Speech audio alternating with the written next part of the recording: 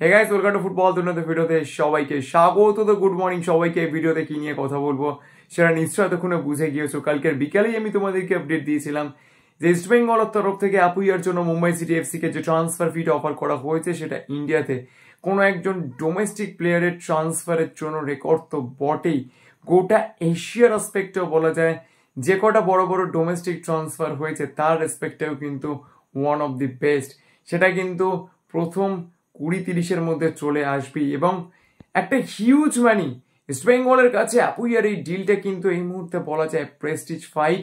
এবং যেভাবে মোহনবাগান সুপার জায়ান্টের একজন বোর্ড অফ ডিরেক্টর তিনি বলেছিলেন যে যদি আপুইয়া মুম্বাই সিটি এফসি ছাড়েন তিনি মোহনবাগান সুপার জায়ান্টে খেলবেন, তো তারপর থেকে বলা যায় ইস্ট বেঙ্গল কিন্তু ব্যাপারটাকে প্রেস্টিজ ফাইটে নিয়ে নিয়েছে। তো মোহনবাগান কামব্যাক করবে কিনা সেটা সময় বলবে, তবে ইস্ট বেঙ্গলের তরফ থেকে যে অফারটা মুম্বাই সিটি এফসি কে করা হয়েছে আপুইয়ার ট্রান্সফার ফি হিসাবে রেকর্ড ব্রেকিং বলা যায়। মানে এত টাকা কোনো একজন ডোমেস্টিক প্লেয়ারের ট্রান্সফারের জন্য ইউজ করা যেতে পারে সেটা কিন্তু সত্যি অকল্পনীয়। অন্যদিকে কালকের আমার একজনের সঙ্গে কথা হচ্ছিল রাতের দিকে, যার থেকে আমি বেশ কিছু ইম্পর্টেন্ট আপডেটস পাই। ইস্ট বেঙ্গলের তরফ থেকে আপুইয়াকেও যে ডিলটা অফার করা হয়েছে সেইটাও কিন্তু মারাত্মক, মানে একদম বলা যায় মাথা ঘুরিয়ে দেওয়ার মতো। একজন ফুটবলারকে, একজন ইন্ডিয়ান ফুটবলারকে, আমি কাউকে ছোট করছি না, কিন্তু সবারই কিন্তু একটা পার্টিকুলার স্ট্যান্ডার্ড রয়েছে। অ্যাপুইয়া ভীষণ ভালো ফুটবলার, সেটা নিয়ে কোনো ডাউট নেই, কিন্তু ইস্ট বেঙ্গল অ্যাপুইয়াকেও তার পার্সোনাল টার্মস অ্যান্ড কন্ডিশনস এবং যে ফিনান্সিয়াল ডিলটা অফার করেছে সেইটা কিন্তু সত্যি কথা বলতে গেলে চোখ ধাঁধিয়ে দেওয়ার মতো। এবং সেই ডিল থেকে সরে আসা অ্যাপুইয়ার মতো বয়সী কোনো একজন ফুটবলারের পক্ষে কিন্তু যথেষ্ট ডিফিকাল্ট। আমি বলছি না যে ডিলটা 100% কনফার্ম হয়ে গিয়েছে, তবে ডিলটা সিকিওর হওয়ার কিন্তু যথেষ্ট পসিবিলিটি আছে। এইটুকু আমি তোমাদেরকে বলতে পারি, 2-3 দিনের মধ্যে কিন্তু কিছু একটা ভালো আপডেট আসার পসিবিলিটি রয়েছে।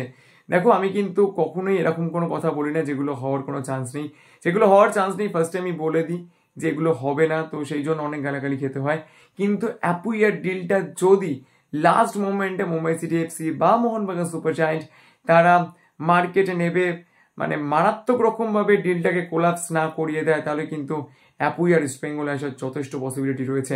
আমি জানি না মোহনবাগান সুপার জায়ান্ট তারা আবার এই রেসে আসবে কিনা, যদিও কিন্তু মোহনবাগান সুপার জায়ান্টের অ্যাপুইয়ার পজিশনে যথেষ্ট ভালো ভালো প্লেয়ার্স রয়েছে। দীপক টাংরি রয়েছে, অনিরুদ্ধ থাপা রয়েছে, অভিষেক সূর্যবংশী রয়েছে।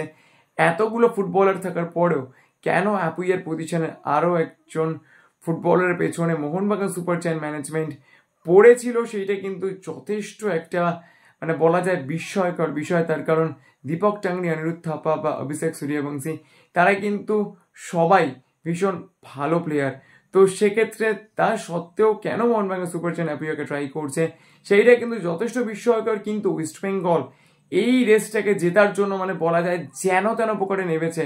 মানে অ্যাপুইয়াকে যে টাকাটা অফার করা হচ্ছে সেরকম টাকায় কিন্তু ইংলিশ ফুটবলে বা স্প্যানিশ ফুটবলে বা ইটালিয়ান ফুটবলে সেকেন্ড ডিভিশন, থার্ড ডিভিশনের ভালো ভালো প্লেয়ার্সরা কিন্তু সেই পরিমাণ অর্থ পান না।